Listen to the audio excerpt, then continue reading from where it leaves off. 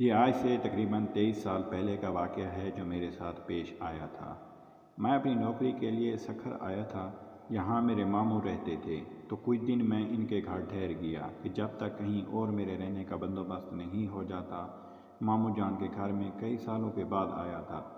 بچپن میں کبھی امی جان کے ساتھ آیا کرتا تھا۔ ابھی کچھ دن ہی گزرے تھے، نئی نوکری تھی، میں اس میں الجھا ہوا تھا۔ ایک رات میں دیر سے گھر لوٹا، کھانا کھا کر اپنے کمرے کی جانب بڑھا تو مجھے محسوس ہوا کہ کوئی اوپر کی جانب گیا ہے۔ میرا کمرہ زینے کے سامنے تھا اور اوپر ایک کمرہ تھا جو بند پڑا تھا۔ ماموں نے مجھے پہلے دن ہی وہاں جانے سے منع کیا تھا، کیوں یہ نہیں بتایا تھا۔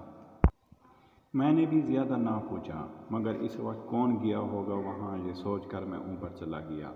کمرے کے باہر پہنچا تھا کہ اندر سے مجھے کسی کے ہنسنے کی آواز آئی۔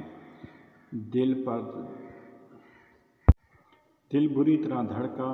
فطری تجسس کے باعث میں نے دروازہ کھولا۔ اندر کوئی بھی نہیں تھا۔ میں نے نظر گھما کر چاروں جانب دیکھا۔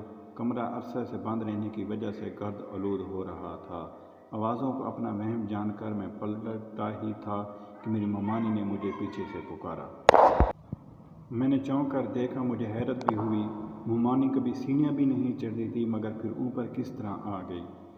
میرے پوچھنے پہ انہوں نے بتایا کہ آپ یہاں اوپر جا رہے تھے، تو میں نے دیکھا کہ میں بھی اوپر چلی جاتی ہوں کہ آپ اوپر کیوں جا رہے ہیں۔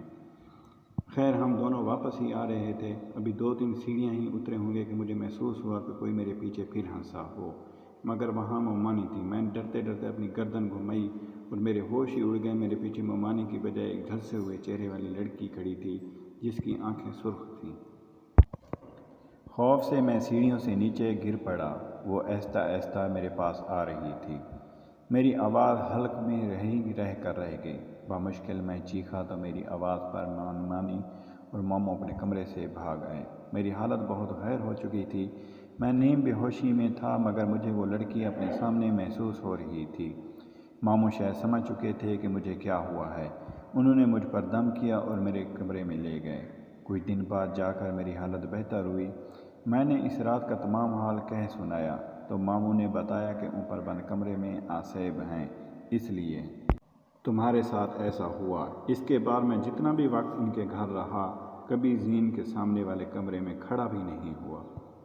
یہ ایک شارٹ سٹوری تھی۔ اس طرح کی مزید کہانیاں سننے کے لیے ہمارے چینل کو سبسکرائب کریں اور بیل آئیکن کا بٹن دبا دیں تاکہ ہماری نئی آنے والی ویڈیوز کی اپڈیٹ آپ تک پہنچتی رہیں۔ شکریہ۔